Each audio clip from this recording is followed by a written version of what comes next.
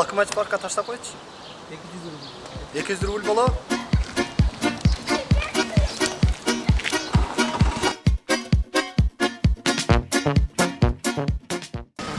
Брат, сүйлөшө албайлы.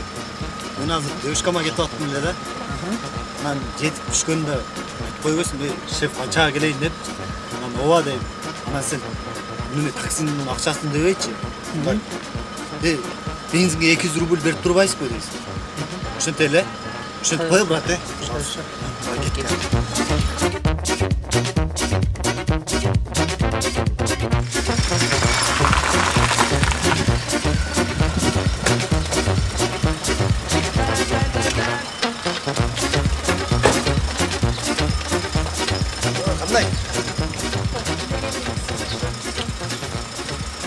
Şef, kaçan geleyim?